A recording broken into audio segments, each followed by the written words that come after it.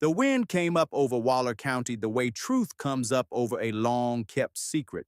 Slow at first, a little restless against the dry October grass, then steadier, then full-throated, bending the mesquite and the bull thistle in the single-wide trailers that sat in their little lots off the county road like tired old beasts put out to pasture. The Texas sky above was the pale, washed blue of a sheet that had seen too many summers on a clothesline. The late afternoon sun was the color of a dropped coin, lying on the top of the horizon as if it were not certain it had the strength to rise any higher. A hawk circled once, twice above a field of yellow winter rye, and below it, in a gravel lot off of Farm to Market Road 1488, a young woman stepped out of a broken single-wide trailer with a bucket of gray soapy water in her hand and poured it slowly and with great care around the thirsty roots of a little peach tree she had planted 2 weeks before. Her name, in the world she was living in now, was Nia Bennett. She was 27 years old that October, and she was 8 months pregnant, and she was alone. She was an African-American woman, 5 feet and 6 inches tall, softly curvy even in her present state, her warm, medium brown skin showing the faint scattering of freckles her mother had always told her were sugar the Lord had sprinkled on a kind child. Her eyes were large and kind and dark, the color of the steep side of a riverbank. Her hair, thick and natural and black, was tucked up today beneath a faded red cotton head wrap knotted neatly at the crown. On her left cheek, just under the cheekbone, there was a small crescent-shaped scar, an old scar from a childhood climb up her father's wooden ladder. In each ear she wore a single tarnished silver hoop. Around her waist, where once a waist had been, the child she was carrying pressed out against the faded cream of her cotton shirt with the kind of unhurried certainty that unborn children are said to possess. Her hands, long-fingered and steady, did not tremble when she lowered the empty bucket to the gravel. Those hands had not trembled once in 9 months. She stood for a moment and looked at the little peach tree. She had planted it on the afternoon she had first heard the child move inside her, the way her mother had planted a pecan for her when she was born, the way her grandmother had planted a fig for her mother. A family habit, a quiet Baptist habit, a tree for a baby, a tree for a hope, a tree for a day that could be named. "All right, baby girl," she said to the tree, "you drink slow now. Make it last." Then she turned and walked back toward the trailer, which was old, and which was dented at one corner from a long-ago encounter with a drunk driver, and which had a crooked little stovepipe poking out of its roof like the tired feather in an old lady's hat. She climbed its one cinder-block step, opened its screen door, and went inside to finish the hem on the used crib sheet Miss Ruthie Lee had given her the week before.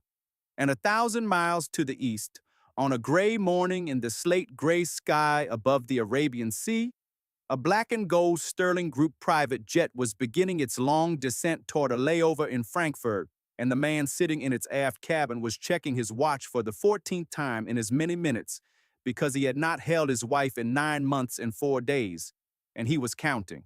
To understand what had come to pass in those 9 months and 4 days and what was coming still, we must go back to the beginning. We must go back to a Tuesday afternoon in March of the previous year, in a small brick accounting firm off of Bissonnet Street in Houston, Texas, where a quiet bookkeeper named Nia Bennett was at that very moment sliding a manila folder across a conference table to a tall, broad-shouldered African-American man in a navy blue 3-piece suit and saying in her low, even voice, "Mr. Sterling, I believe the irregularity you asked about is here on page 7, line 12. Malachi Sterling had lifted his head and had looked at her, and had not, for a long moment, looked back down at the folder. He was 35 years old then, 6 feet and 2 inches tall, with the broad-shouldered build of a man who had rowed crew in college and had not yet forgotten how to hold himself. His skin was deep, warm brown. His beard was close trimmed, black, threaded faintly with the first early silver along the jawline. Through the outer edge of his left eyebrow there ran a faint, pale scar, a thin line from a fall from a horse when he had been 10 years old. His eyes, when they rested on a person, rested quietly, with the settled attention of a man who had been raised to look closely and to listen well. His father, the late Everett Sterling, had taught him both. His father had died of a heart attack 18 months earlier, and Malachi had, in the 18 months since, been running the Sterling Group, a shipping empire worth $4.2 billion that his grandfather had built from a single tugboat on the Houston Ship Channel in 1949. He had come to Bennett Whitfield Harrow, the small accounting firm, on the recommendation of his family's lawyer, because a minor irregularity in a Port of Houston warehouse ledger had needed a discreet forensic review. And the lawyer had said, very quietly, that Mr. Elijah Bennett's little firm was where the old families went when they wanted a careful pair of eyes and a closed mouth. Malachi had gone expecting to spend an afternoon and to spend perhaps $30,000 and to never return. He had spent in the end 3 months, because every Tuesday afternoon he had found a reason to come back, because the quiet bookkeeper who had slid that first folder across the table on the first afternoon had not once in those 3 months laughed too loudly or agreed with him when she had not agreed or asked him a single question about the size of his bank account. She had corrected his math twice. She had caught a $72,000 error in a column of numbers a senior partner at a Manhattan firm had already blessed. She had worn every Tuesday the same simple uniform, a faded red cotton head wrap, small tarnished silver hoops, a plain cream cotton blouse and brown work trousers, and over them a denim work apron with a folded cloth in the pocket. He had fallen in love with her the way a man falls in love with a hymn he half remembers from childhood and cannot, once he has heard it again, put out of his mind. On the third Tuesday of the third month, he had asked her, not quite meeting her eyes, whether she would care to have dinner with him at a small seafood place on the Ship Channel that his father had taken him to on Sundays when he had been a boy. She had looked at him for a long moment with the settled kindness that was her habit, and she had said very simply, "I would, Mr. Sterling, but I want you to know first that I have $842 in my checking account and a used Toyota Corolla that has 71,000 miles on it, and I have nothing else, and I want nothing else. If you are looking for more than that, I will not waste your afternoon." He had told her later that he had known in that single sentence that he would marry her. They had dated 6 months. They had been careful. They had been kind.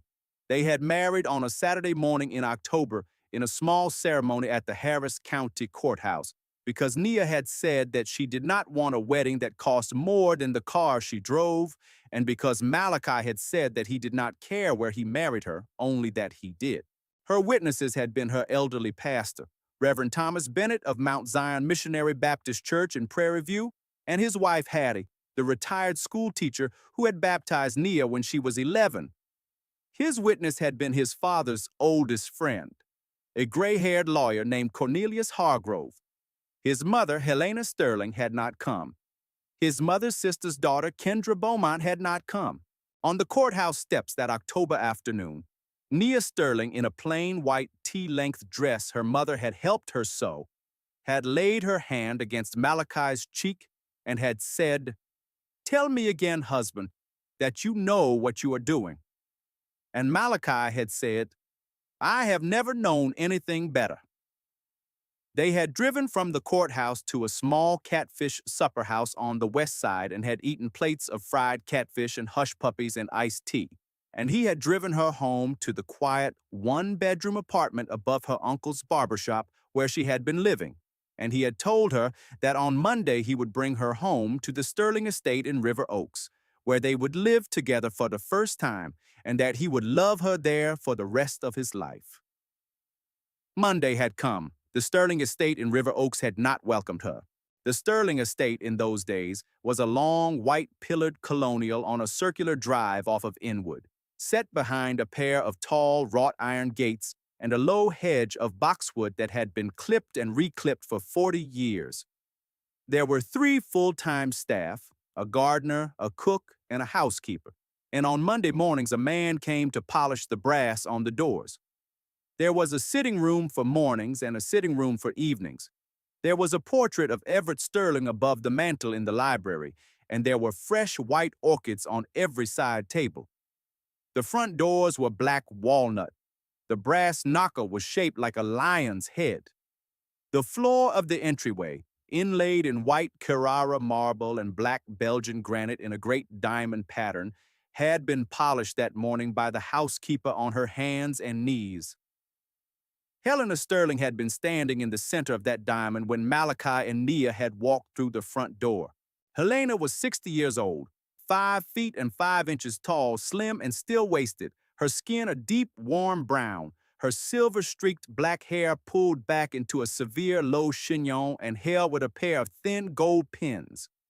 She was that morning wearing a pressed ivory two-piece skirt suit with small mother-of-pearl buttons, a cream silk blouse closed at the throat with a cameo brooch, a double-strand pearl necklace, cream closed-toe pumps, and on her thin left wrist, a small gold Cartier watch that Everett had given her on their 10th anniversary. She had the kind of beauty that had once been luminous, and was now, as she held it behind a closed door, merely expensive. Behind her thin gold-rimmed spectacles, her dark eyes were very still.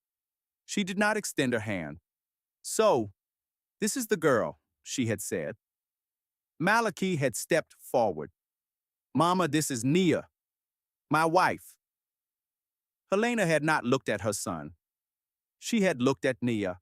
She had looked at the plain cream cotton blouse, the brown work trousers, the small silver hoops, the faded red head wrap, the single thin wedding band on her finger. She had looked at her for a long and level measure of seconds. "Malachi," she had said, still not looking away from Nia, "please take your wife to the yellow bedroom. Lunch will be at 1. Kendra is coming." And that had been Nia's welcome to the Sterling estate. Kendra Beaumont had been 26 years old that autumn. She was slender and long-limbed and tall, 5 feet and 8 inches, with warm light brown skin and sleek jet-black straight hair that fell in a single plane past her shoulders. She wore coral red lipstick on a mouth that had been painted in the mirror for half an hour every morning since she was 15 years old. Her eyes were sharp and almond-shaped and had been, since childhood, the kind of eyes that watched carefully for weakness. She was the only child of Helena's younger sister, Marguerite Beaumont, who had died of pancreatic cancer when Kendra had been 11, and she had been raised afterward by Helena as if she had been Helena's own daughter. She had been told, in so many words, from the age of 17, that she was to marry Malachi. She had been told this on Christmas Eve. She had been told this again at Easter. She had been told this for the last time, unbudgingly, 3 months before Malachi had met Nia. And on the day Malachi had brought Nia home, Kendra had arrived for lunch in a form-fitting scarlet-red satin midi dress, gold chandelier earrings swinging at her jawline, strappy black heels clicking across the marble diamond, and she had said, smiling, "So, cousin, you have brought us a little bookkeeper." Lunch had been a trial. Helena had served soup first, and Kendra had watched Nia's hands the entire time she had lifted the spoon, waiting for a spill that had not come, and had said lightly, "You know, Nia, my mother used to tell me that the way a woman holds a soup spoon says more about her breeding than her whole resume." Nia had set down her spoon. "Your mother was right, Miss Beaumont," she had said. "My mother told me the same thing. She also told me that the way a person watches a stranger eat says still more." Kendra had laughed once, a short, bright laugh. Helena had not. Malachi had reached under the table and taken his wife's hand and had held it for the rest of the meal. 6 months had passed. Nia had learned the house. She had learned the gardener's name, Mr. Leroy, and she had taken him a thermos of sweet tea every morning at 7, and he had, within a week, been teaching her the Latin names of the roses. She had learned the cook's name, Miss Bernice, and on the 3rd week, she had asked to help in the kitchen on Tuesdays because her own mother had been a kitchen woman, and she had been in a kitchen every Tuesday of her life, and she would not give it up. She had befriended the housekeeper, Miss Carla, who had come to her one evening in the yellow bedroom and had said under her breath, "Child, Mrs. Helena has been talking about you. You walk careful." Nia had thanked her and had walked careful. She had continued quietly her habit of writing a single true sentence in a small blue 5-and-dime notebook every night before bed. On the night of her second month in the house, she had written, "I am keeping my feet under me." On the night of her fourth month, she had written, "The garden is larger than the house." On the night she had first felt the child move, she had written, "Today the Lord put a heart inside a heart." And she had gone out the next morning and had bought a small peach sapling from a nursery and had planted it in the corner of the back garden because her mother had planted a pecan for her when she was born.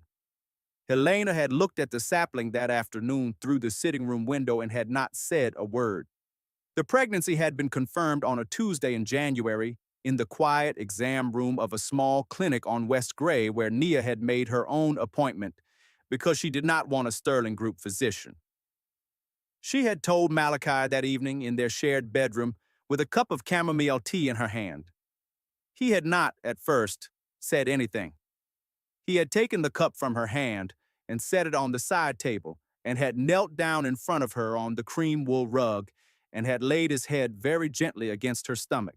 When he had lifted his face to her, there had been tears in his eyes, and he had said, "I did not know that I could love another person this much until I loved the person who would carry the person I was about to love." She had put her hand on his face. "We have to tell your mother," she had said. "I know. She will not be kind. I know." They had told Helena at breakfast 2 mornings later. Helena had set down her coffee cup with the same deliberation with which a judge sets down a gavel. She had said, "Malachi, in private, please." Nia had stood and had taken her own cup to the kitchen. Through the sliding doors, she had heard Helena's voice, not the words, only the shape of them, rising and falling and flattening. When Malachi had come out of the sitting room 20 minutes later, the skin under his eyes had been gray.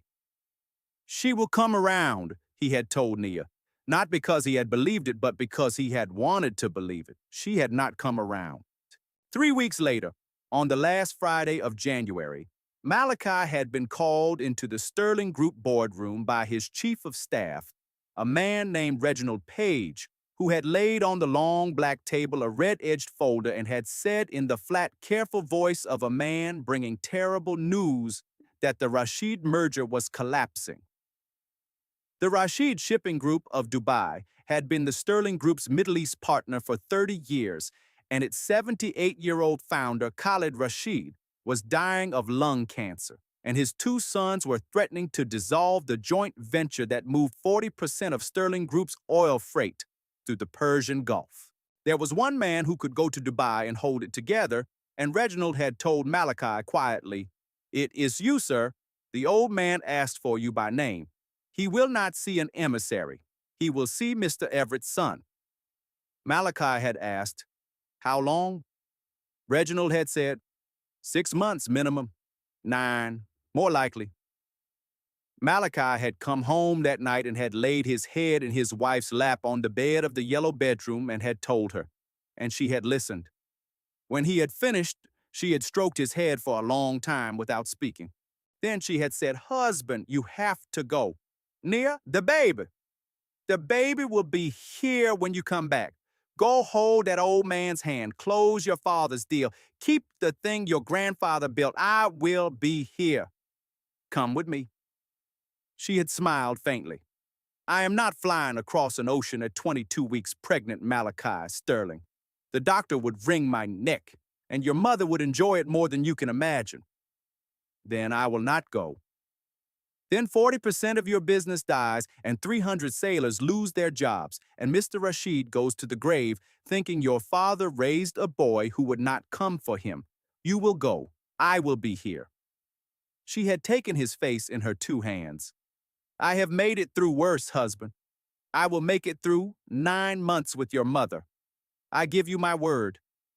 She had given him her word, and he had believed her, And on the second Monday of February, Malachi Sterling had flown from George Bush Intercontinental Airport to Dubai. And the moment the black and gold Sterling Group jet had cleared the runway, Helena Sterling had begun, very quietly, to make her plans. The first of those plans had been the letters. Malachi had written home once a week. Long, handwritten letters on the Sterling Group's cream stationery, posted airmail from the little post office next to his hotel in Dubai, addressed to Mrs. Nia Sterling in his own careful, slanting hand. Each one had begun, "My Nia." Each one had contained small drawings in the margins, a palm tree, a gull, a gold coin, a crescent moon over the Burj Khalifa, because Malachi had discovered in the first week that his wife liked small drawings in the margins of letters. Each one had ended, "My heart is in Texas. Yours, Malachi." Every one of those letters arrived at the Sterling estate by the noon post. And every one of those letters, between the second Monday of February and the second Monday of May, was intercepted by Helena Sterling in the front hall. Helena had not read them carefully. She had read them carefully enough. She had read enough to know, by the first week, that her son's love for the bookkeeper had not dimmed across the ocean. She had read enough to know, by the second week, that the letters were her problem. And in the third week, Helena had taken one of those letters into her private sitting room, and she had taken out of her desk a stack of cream Sterling Group stationery. And she had, using a slightly tremorous hand and an old fountain pen she had taken from Everett's desk after his death, begun to write a reply. She had written it to Nia. She had signed it Malachi. She had written that the work in Dubai was going poorly, that the Rashid brothers were demanding more than he had imagined, that he was having doubts, private doubts about their marriage, that his mother had, on reflection, been right about certain things, that he needed time to think, that he did not wish to discuss it further in writing, and that Nia should not reply. She had sealed that letter in a Sterling Group envelope. She had given it to Miss Carla, the housekeeper, with instructions to place it on Mrs. Nia's breakfast tray the following morning. And Nia had opened it, reading slowly at the sunny breakfast table in the morning sitting room, and Helena had watched her read it through the half-open doors, and Helena had seen, for a long-held moment, the blood drain out of Nia's face. Nia had folded the letter very small. She had set it beside her plate. She had finished her toast and her tea. She had thanked Miss Bernice for the breakfast.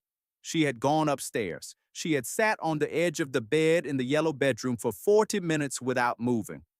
Then she had risen and had gone to the writing desk and had written in her own slow, careful hand a reply. "My husband, I will not clutter your thinking with argument. I will only say 3 things. First, I love you. Second, I am carrying your child, a truth which stands outside of feelings and arguments. Third, whatever you decide, I will not shame you and I will not beg. Write me when you are ready a sentence true enough to stand on.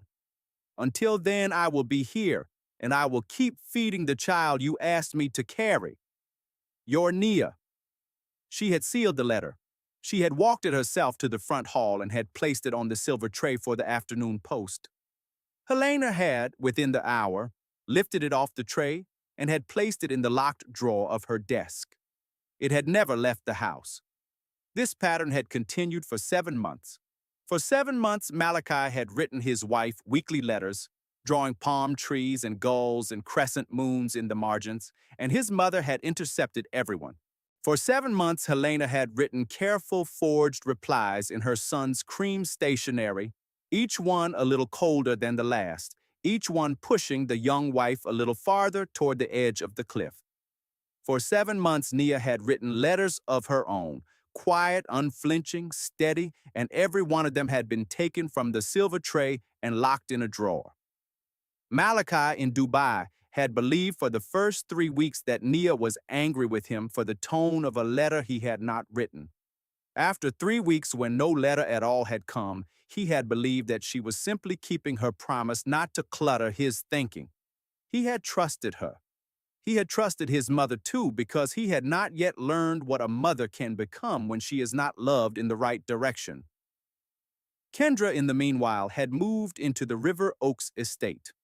She had taken the east bedroom across the hall from the yellow bedroom where Nia slept alone. She had begun on the second week of February to leave small things in Nia's path. A pair of Malachi's childhood cufflinks in the bathroom drawer. A photograph of Malachi and Kendra at a 15th birthday party tucked into a book in the library. A single coral red lipstick on the edge of the bathroom sink. On a Tuesday afternoon in March, Kendra had walked into the morning sitting room, had found Nia writing at the small walnut desk, and had said lightly, "I hope you are not waiting for him to come home, cousin. He has always been a man who grows tired quickly. The bookkeeper will not be the first wife he forgets."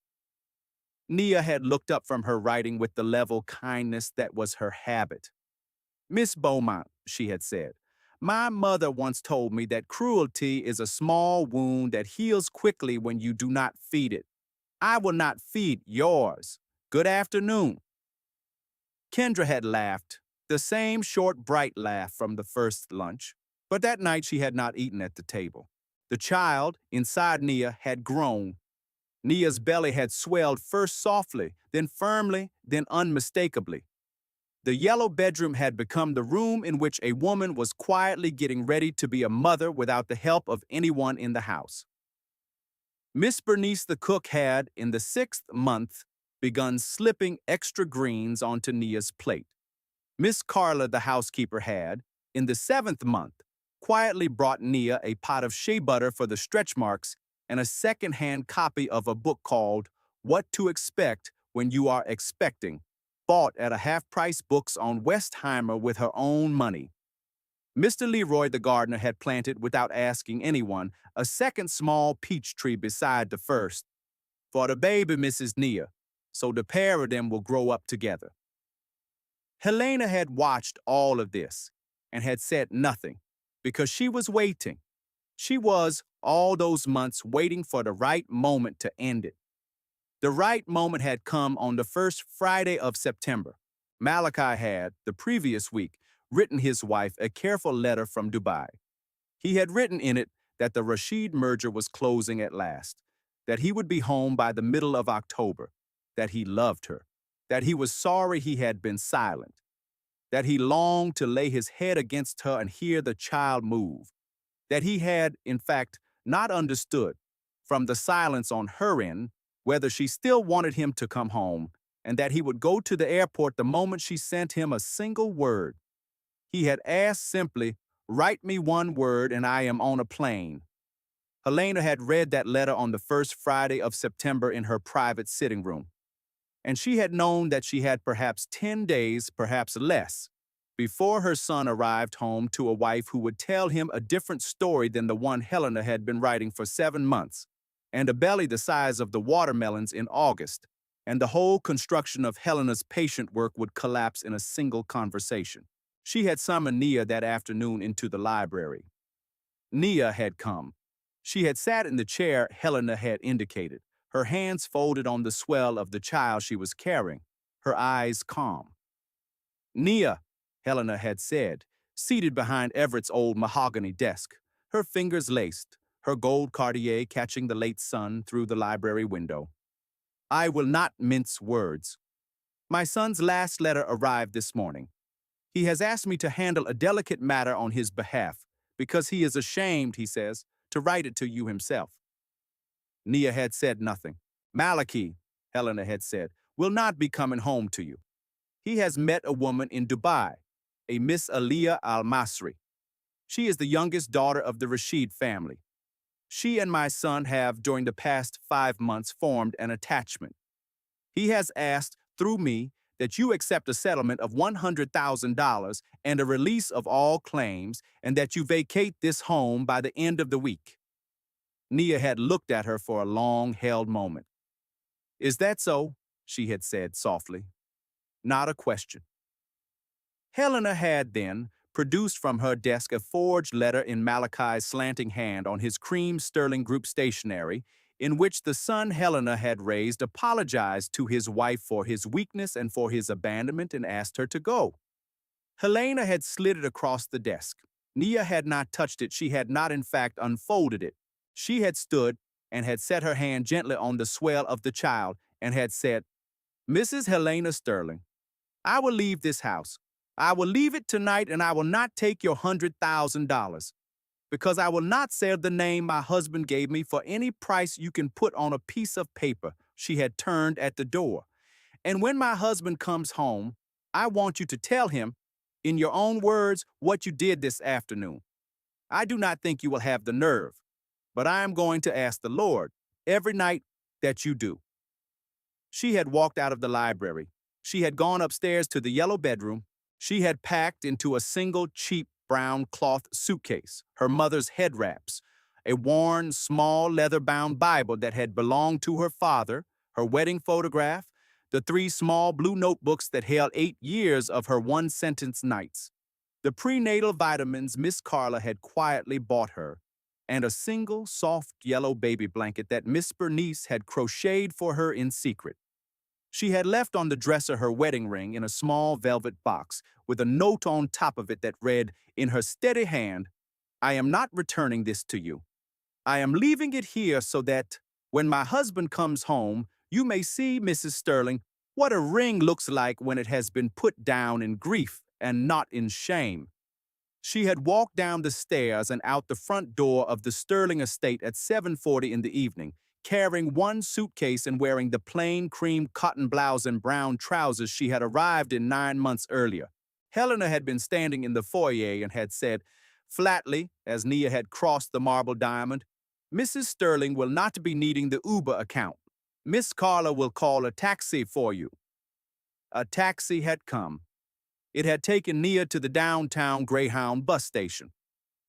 Nia had cashed at the counter of the little Western Union inside the $682 she had kept in a credit union savings account Malachi had not known about, and she had bought herself a one-way ticket to the town of Waller, Texas, 47 miles west, because she had grown up there and because her parents, God rest them, were buried in the little cemetery behind Mount Zion Missionary Baptist Church there, and because she had nowhere else on the earth to go. The bus had departed at 10:15 that night. Nia had sat by the window with her suitcase on her lap and had watched the lights of Houston slide past and had not cried. She had once, at the corner of Washington and Houston Avenue, laid her hand on the child in her belly and had said quietly, "We will be all right, you and me. We have been worse places than this." She had gotten off the bus in Waller at 11:28 that same night. The Greyhound station, which was the back corner of a 24-hour Exxon station, had been empty except for a single old man asleep under a newspaper. Nia had stood outside under the fluorescent sign for a long moment. She had breathed the smell of diesel and of damp pasture land and of October, and she had thought of her mother. And her mother, dead 19 years, had answered her as her mother answered her always, in a single clear sentence. "You have an aunt you have not called in a long time, baby girl. She lives on 1488. You remember the way." Nia had remembered the way. Her great-aunt, Miss Ruthie Lee, had been her mother's aunt, a woman who had, in the summer of Nia's 10th year, kept her 3 weeks at a small trailer home outside Waller, while Nia's mother had nursed a sick cousin in Louisiana. Miss Ruthie had been a cafeteria worker at Waller YSD, a widow, a woman of enormous kindness and even greater suspicion, and she had taught Nia in 3 weeks how to make a proper cornbread and how to identify the call of a mockingbird. Nia had not seen Miss Ruthie in 17 years. She had, every Christmas, sent her a Hallmark card with $20 folded inside. She had not in 17 years gone back. She had walked out of the Exxon station at 11:35 that night with her suitcase in her hand. She had walked 2 miles down Farm to Market Road 1488, the October wind bending the mesquite against her swollen belly. And at 12:17 in the morning, she had knocked, 3 times soft, on the aluminum screen door of a weathered single-wide trailer set back off the road behind a drooping China berry tree. The porch light had come on. A small, stooped figure had moved behind the screen, and the voice, the same exact voice Nia had remembered from 17 years earlier, had said, "Who is it? Who comes knocking on an old woman's door after midnight?" Nia had said, very quietly, "Auntie Ruthie, it is Delia's girl. It is Nia." There had been a long silence. Then the screen door had opened, and Miss Ruthie Lee, who was 74 years old and 5 feet and 2 inches tall, and whose silver hair was neatly coiled under a pale blue cotton headscarf, had looked at Nia and had looked at the suitcase and had looked at the swell at her waist and had said only, "Child, come in out of the cold." Miss Ruthie had fed Nia a plate of cornbread and red beans at 1 in the morning. Miss Ruthie had put Nia in the small back bedroom that had once belonged to her own daughter. Miss Ruthie had not asked Nia a single question that first night. She had only said, as she turned out the lamp at 2 in the morning, "We will talk in the sunshine, baby. Sleep now. The Lord knows his business." Nia had slept. The child in her belly had, for the first time in a week, moved gently and settled. In the morning, in the sunshine, they had talked. Nia had told Miss Ruthie the truth, all of it. The wedding, the Dubai, the letter she had never received, and the letter she had written that had never been sent. The afternoon in the library, the suitcase on the bus. Miss Ruthie had listened without saying a word, her small hands folded in her lavender cotton lap, her dark eyes behind her round tortoiseshell reading glasses very steady. When Nia had finished, Miss Ruthie had said, "Baby, your mother was the best woman I ever knew, and your father was the best man I ever knew, and you are their child. Do not ever for 1 second think you have no place on this earth. You have a place. You have me." She had reached across the kitchen table and had taken Nia's hand. "There is an empty, single-wide, 2 lots up the road. Belonged to a woman named Essie Mae Parker, who passed on in June. Her daughter in Dallas does not want it. She told me last week if I found somebody honest, they could have it for $120 a month. We are going to walk up there this afternoon." They had walked up there that afternoon. The trailer had been a dented white single-wide with a crooked stovepipe and a small patch of gravel in the front. It had leaked at 2 windows. The water heater had been 20 years old. There had been a field mouse in the kitchen cupboard. Nia had stood in the middle of the front room and had closed her eyes and had said, "It is the most beautiful thing I have ever seen, Auntie." Miss Ruthie had snorted, "Baby, you are going to have to work on your eyes." They had paid the daughter in Dallas $48 for the first month's prorated rent. Miss Ruthie had co-signed by telephone. Nia had moved in the following morning with her 1 suitcase. Miss Ruthie had given her a mattress, a hot plate, 3 cooking pots, a fan, a Bible, an old AM radio, and a small pot of basil from the kitchen window. Nia had set the basil on the sill. She had opened the 1 suitcase. She had taken out the yellow baby blanket and had laid it gently on the mattress, and she had sat down beside it on the clean wood floor. And she had cried once, briefly, and then she had dried her face on the hem of her shirt and had stood up because there was work to be done. By the end of the first week, Nia had walked into Ma's Corner Store, a gas station and small grocery on the corner of 1488 and Jones Road, and had asked the owner, a broad-shouldered, middle-aged African-American man named Cornelius Ma, whether he had any work for a woman who was 8 months along but had never once in her life spilled a cup of coffee. Cornelius Ma had looked at her for a long moment, had looked at her belly, and had said, "Ma'am, the counter cashier quit Tuesday, and the register needs an honest pair of hands. I cannot pay more than $10.50 an hour. The shift is 6 to 2. If you can sit on a stool when your back hurts, the job is yours." Nia had said, "Sir, my back has hurt for 37 weeks, and I have never once sat down in front of a customer. 6 to 2 will suit me fine." She had begun the next morning. She had worked at the little gas station counter for 4 weeks. She had learned the regulars. Mr. Earl, the retired postal carrier, who came in every morning for a black coffee and a banana. Miss Cleo, the middle school principal, who came in every afternoon for a Diet Dr. Pepper, and who had, on the second week, stopped to compliment Nia on her head wrap. The Schimmelman boys who drove a rig and came in on Wednesday afternoons for cokes and beef jerky. The old farmhand named Ira, who had, on her second shift, asked her gently how far along she was and, on her third shift, had brought her a small wooden rattle he had carved himself out of live oak. She had begun to feel in the fourth week that the world which had thrown her away had also, in its way, been making a smaller and more careful world for her to land in. It was during those weeks that the small kindnesses happened, the kind that no one noticed except heaven, and, as it turned out, one old woman at the Prairie View food pantry who had, one day, asked Nia a very particular question. On a Thursday afternoon in the third week of her working at Ma's Corner, a little girl of about 7 years old had come wandering into the store alone, tear-streaked, her hair in two neat pigtails tied with red ribbon, wearing a pink, long-sleeved cotton dress with a white Peter Pan collar and clutching a worn brown teddy bear with one button eye.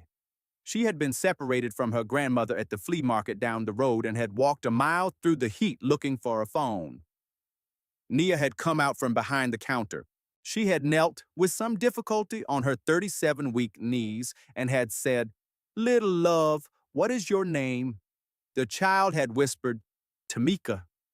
Nia had softly taken the child's hand, had sat her on the bench by the window, had given her a grape popsicle out of the freezer case, had used the store phone to call the sheriff, and had sat beside the little girl for 45 minutes, humming the same hymns her mother had hummed for her, until Tamika's grandmother, weeping, had arrived in a rattling blue Ford pickup. The grandmother, a woman perhaps 70 years old in a red church hat, had pressed a $5 bill into Nia's hand. Nia had, very gently, pressed the $5 bill back into the grandmother's hand. "Ma'am," she had said, "somebody will be kind to my baby one day. This is only a deposit against that day." The old woman had wept harder. Word of that kindness, and of others, had moved through Waller the way word moves in small towns. Slowly, and then suddenly, and then for always.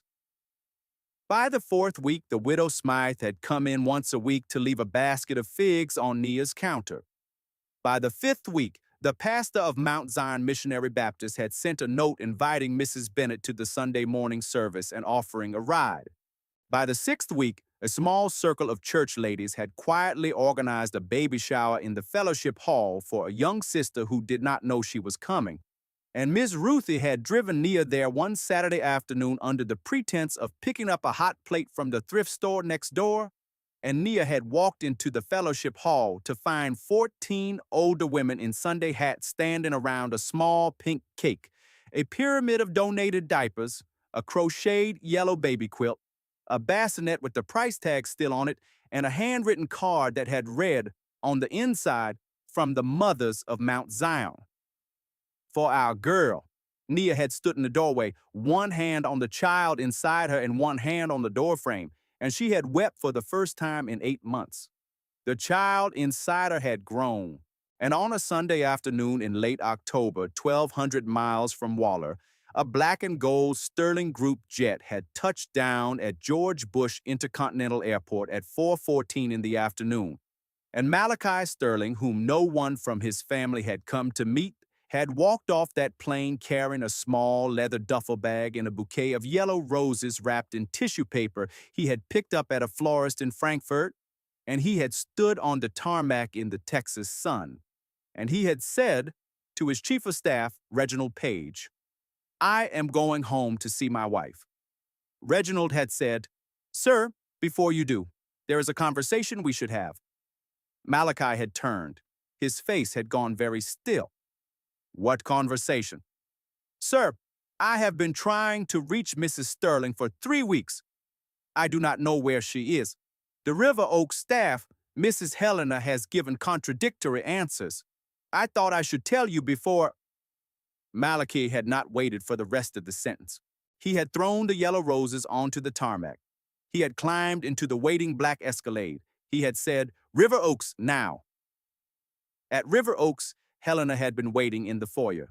She had, for the first time in 60 years, been unable to steady her own voice. She had said, "Malachi, darling, I have been waiting to tell you in person." It was a mercy. She left months ago. She took the 100,000. She is in, I believe she is in California now. Malachi had not spoken to his mother. He had walked past her. He had climbed the stairs. He had opened the door of the yellow bedroom. He had found it empty, cleaned to military standard by Miss Carla's hand, the wedding photograph gone from the bureau, the stack of baby books gone from the shelf, the soft yellow blanket gone from the chair. He had stood in the middle of that empty room for 30 seconds without breathing. Then he had seen, on the dresser, the small velvet box and the note on top of it in his wife's steady hand. He had read the note. He had read it twice. He had picked up the wedding ring. He had closed his hand around it so tightly that the thin gold had left a curved impression in his palm for 3 days afterward.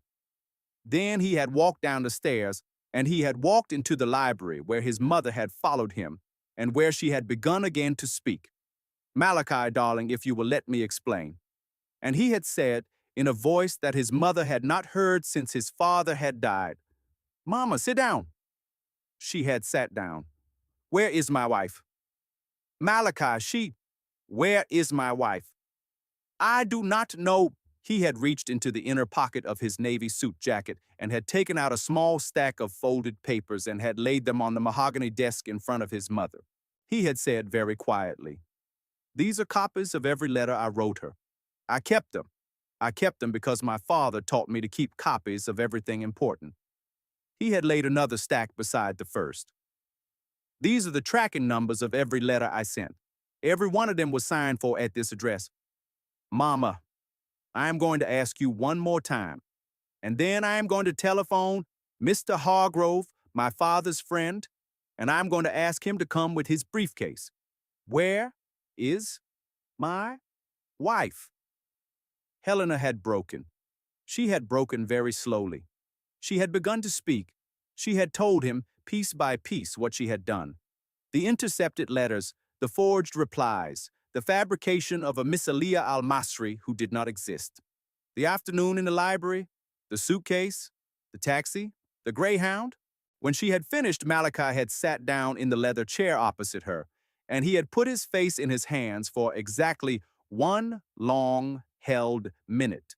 And when he had lifted his face again, his eyes had been dry because he had been raised by Everett Sterling, who had taught his son that grief is a private matter but that action is public.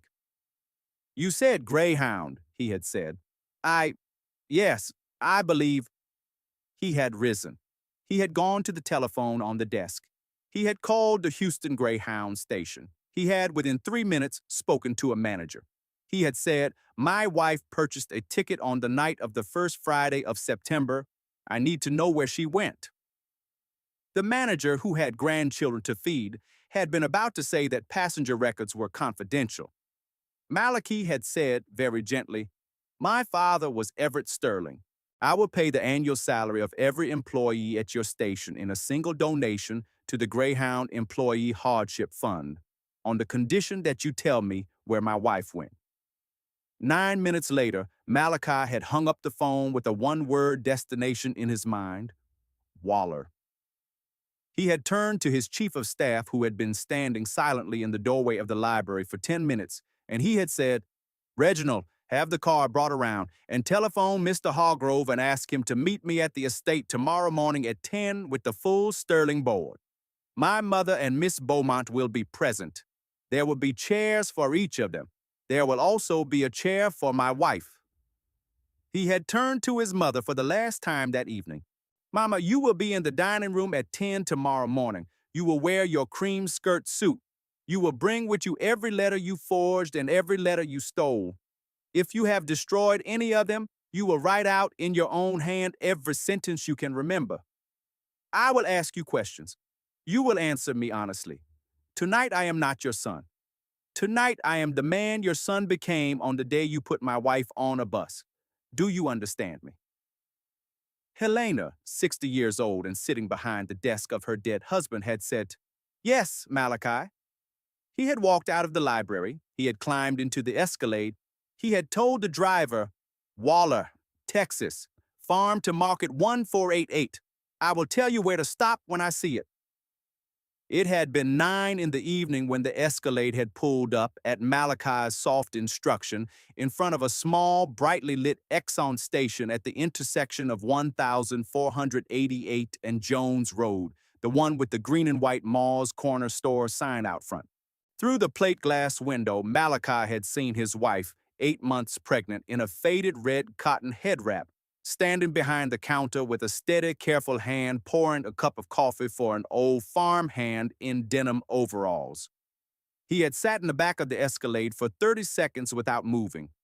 Then he had opened the door, and he had walked across the lot under the yellow fluorescent light, and he had pushed open the glass door, and he had stood in the doorway of Ma's Corner Store with his hand on the doorframe, and he had said, his voice very low, Nia. She had looked up. She had gone very still. The coffee pot in her hand had not trembled. Malachi, she had said.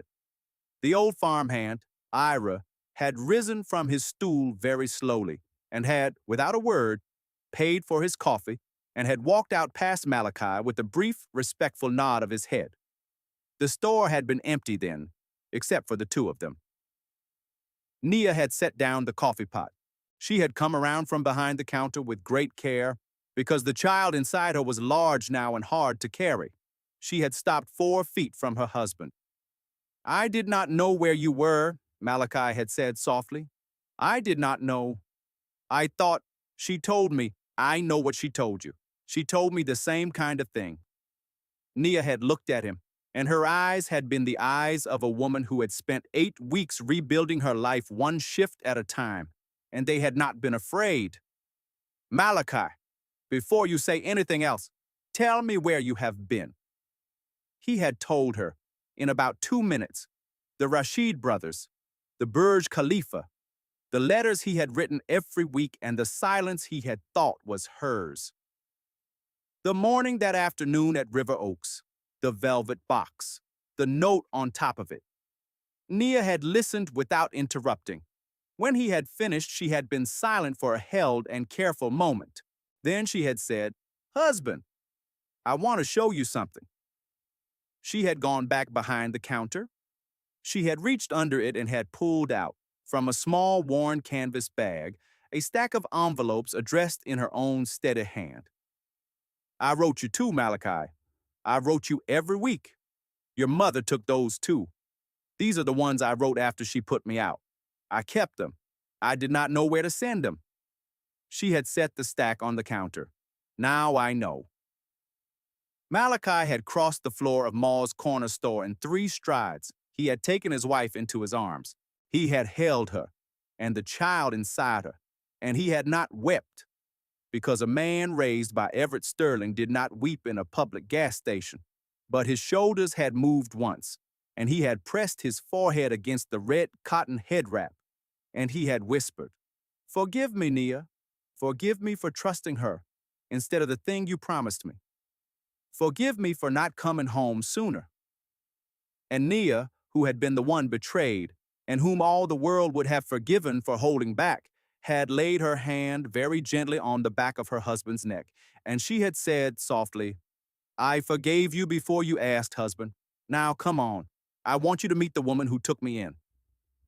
They had walked hand in hand out of Ma's Corner Store.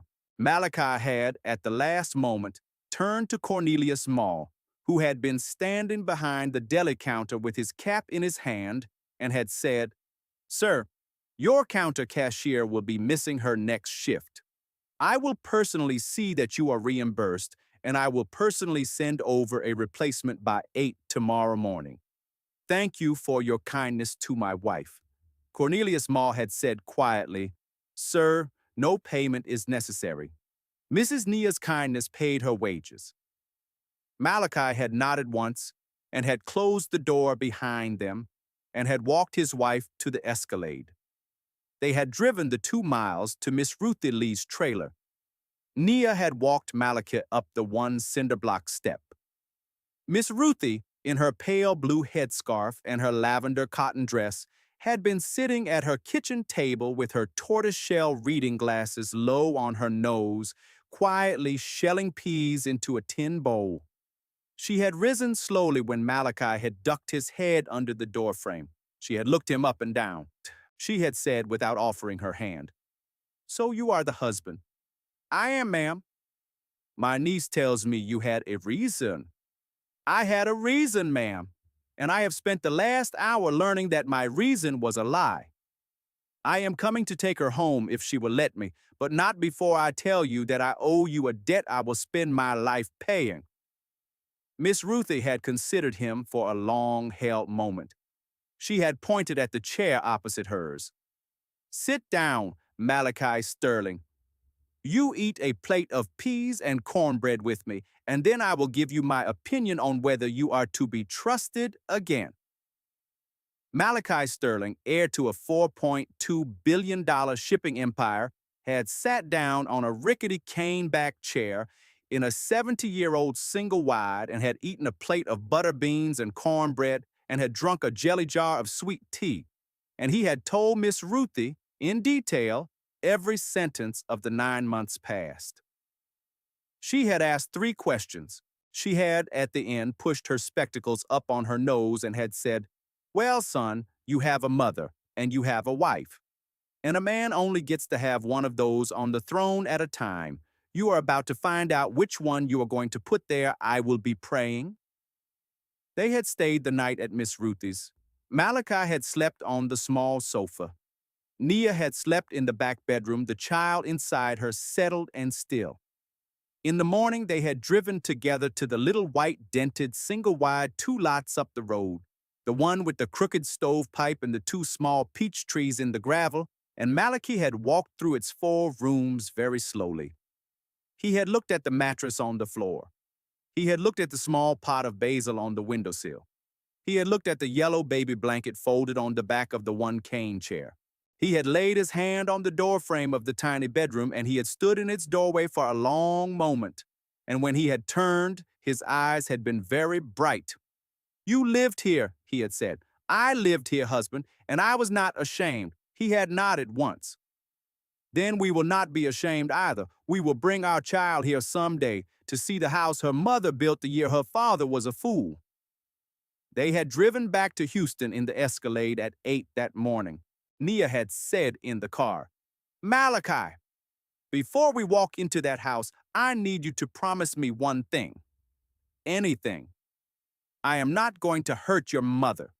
"Nia, listen to me. I am not going to hurt her, because hurting her will not buy me back the 9 months she cost me, because hurting her will teach my child nothing. I am going to tell the truth in the room in front of the people she cares about, and I am going to let the truth do whatever the truth decides to do. That is all I want. Do you understand me, husband?" He had taken her hand. He had said, "I understand you. I will not raise my voice either. We are going to let the truth do the work." They had arrived at the Sterling estate at 9:45 in the morning. At 10 on the dot, Cornelius Hargrove, the gray-haired lawyer who had been Everett Sterling's oldest friend, had arrived at the front door with his leather briefcase. At 10:05, Reginald Page had arrived with 3 members of the Sterling board. At 10:10, Helena Sterling, in her pressed ivory skirt suit and her double-strand pearl necklace and her thin gold Cartier, had walked into the dining room, where all the chairs had been set out around the long walnut table. At 10:11, Kendra Beaumont had followed her, in a form-fitting scarlet red satin dress and her coral red lipstick and her gold chandelier earrings, already composing in her face the small composed smile she had worn on the afternoon of the first lunch. At 10:12, Malachi Sterling had walked into the dining room holding the hand of his wife, and the small composed smile on Kendra Beaumont's face had, for the first time in her life, come quietly off. Nia had worn that morning her own clothes, the plain cream cotton blouse, the brown work trousers, the faded red cotton head wrap, the small tarnished silver hoops. She had worn no makeup. She had worn, around her swollen belly, the loose maternity overshirt Miss Ruthie had sewn for her out of a cream and blue cotton remnant. Her hands, long-fingered and steady, had not trembled as Malachi had pulled out the chair for her at his right hand. She had sat. Malachi had not sat. He had remained standing at the head of the long walnut table, his hand on the back of his own chair. His voice, when he had spoken, had been low and even. "Mr. Hargrove," he had said, "thank you for coming. Mama, Kendra, I want to begin by saying that no one here this morning is being threatened with anything. I am not my father, I am something quieter, but I am my father's son. And my father taught me that when a wrong is committed inside a family, it is to be named inside that family in daylight and not swept into the carpet." He had turned to Helena. "Mama, I am going to ask you a series of questions. You are going to answer them. If you do not answer them, I will answer them for you because I have spent the night going through your desk. Do you understand me?" Helena, 60 years old, her hands laced in her lap, had said, "Yes, Malachi." He had asked her, one by one, where his letters had gone, where Nia's letters had gone, who had forged the replies, who had instructed Kendra to move into the east bedroom, who had bought the story of Elia al-Masri, who had, on the first Friday of September, called a taxi to the front door of the Sterling estate for a woman 37 weeks pregnant and had sent her to a bus station at the instruction of no one. Helena had answered. She had answered all of them, her voice steadying as she spoke, because her husband had also taught her long ago that when a wrong had been committed, the naming of it was the first part of the restoration. When she had finished, she had turned for the first time to Nia. She had said softly, "Nia, I do not ask you to forgive me. I know you have no obligation to. I will, however, spend the rest of my life earning back any small piece of what I took from you if you will let me." Nia had looked at Helena. She had not spoken at once. When she had spoken, her voice had been very low. "Mrs. Sterling, I told my husband on the way here that I would not hurt you. I meant it. I am not going to strip you of your son. I am not going to ask him to disown you. What I will ask is this, that from this morning on, every time you see me carry this child or the next one or the one after that, you remember the bus you tried to put us on. And every time that memory comes to you, you ask the Lord to bend it into a better habit. I do not want revenge. I want repentance. I am told by my pastor that those two things are cousins and only one of them goes home with you at night." Helena had, for the first time in her 60 years, wept at a dining room table. Kendra had not wept. Kendra had tried once, twice to speak, and on the third attempt, Mr. Hargrove had, very gently, laid his hand on the table in front of her and had said, "Miss Beaumont, the forgery, in particular the forged signatures of Mr. Sterling on documents conveyed across state lines, is a federal matter.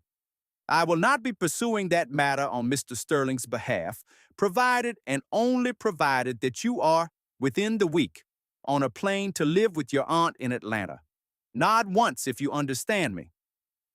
Kendra had nodded once, and the truth, in the Sterling dining room, had done the work that Nia had asked it to do.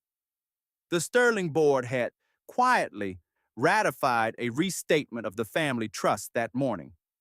Helena had retired from the family affairs, had moved within the month to the small guest cottage at the rear of the River Oaks estate, had begun, within the month, to volunteer 3 days a week at a women's shelter on the east side that did not know her name. Kendra had flown to Atlanta that Saturday. The yellow bedroom had been opened again. The soft yellow blanket had been laid again on the cream coverlet. 3 weeks later, on a Tuesday afternoon in the second week of November, a baby girl had been born at the Texas Women's Hospital on Fannin Street. She had weighed 7 pounds and 2 ounces. She had had her mother's warm, medium brown skin and her father's thick, curling dark hair. They had named her Delia Ruth, after both of her grandmothers, one dead and one living. Miss Ruthie Lee had held her first, before Malachi because Malachi had insisted. Miss Ruthie had rocked her once and had said softly, "Baby Delia, your mama is the finest woman I ever raised, and I only raised her 3 weeks." On a sunny Saturday the following April, in a small ceremony at the Sterling Ranch in Fort Bend County, underneath a simple white wooden arch wrapped in cream roses and trailing ivy, Malachi and Nia had renewed their vows. Nia had worn a simple floor-length cream silk evening gown with long sleeves and a modest high neckline. Her hair had been pinned to one side, the crescent scar on her cheek visible in the warm April light, a thin gold bracelet on her wrist, and a pair of small pearl earrings, and, once again on her left hand, the thin wedding band she had, 7 months earlier, placed in a small velvet box on a dresser. Malachi had worn his father's navy blue three-piece wool suit, crisp white dress shirt, silver gray silk tie. Miss Ruthie Lee had sat in the front row in a lavender cotton dress and a pale blue headscarf, dabbing her eyes. Helena Sterling had sat in the second row in a simple gray dress without pearls, holding on her knee a sleeping 6-month-old Delia Ruth wrapped in a soft yellow crocheted blanket. And Helena had been the only one in the ceremony who had wept through the whole of it, because she had, at last, begun to understand that what she had tried to do to her son's wife had been a thing much larger than the woman she had tried to do it to, and that the mercy in being allowed, in this April sunshine, to hold her son's child was a mercy she had not earned and would spend the rest of her life trying to be worthy of. On the morning after the vow renewal, Nia had gone out into the Sterling Ranch garden alone, and she had taken with her, in a small pot of Fort Bend County dirt, a cutting from her little peach tree in Waller, and she had planted it in the corner of the garden beside a pecan and a fig her mother and grandmother had never gotten the chance to plant for her. She had knelt beside it, one hand on the damp earth, one hand on the small round back of her daughter who was sleeping in the carrier on her chest, and she had said softly, "Baby girl, you drink slow. Make it last." That afternoon, in her blue 5-and-dime spiral notebook, the fourth one now, she had written the sentence for the day. She had written it in her steady, careful hand, and it had been the truest sentence she had ever written. He came back. And the Lord kept his promise. There are people in the world who will tell you that a woman alone in a borrowed single wide with a child inside her and no letter from her husband for 7 months is a woman to pity, or a woman to forget, or a woman to push $100,000 at and be finished with. There are people in the world who will tell you that a mother-in-law with a pair of gold-rimmed glasses and a Cartier watch and a house full of white orchids is a woman you do not cross. There are people in the world who will tell you that the long, quiet story, the one with no shouting, where the truth simply does its own slow work in a dining room on a Friday morning, is not the kind of story that gets told. We disagree. This story was told for you tonight by a voice that loves you, for hearts that have been kept waiting by someone they trusted.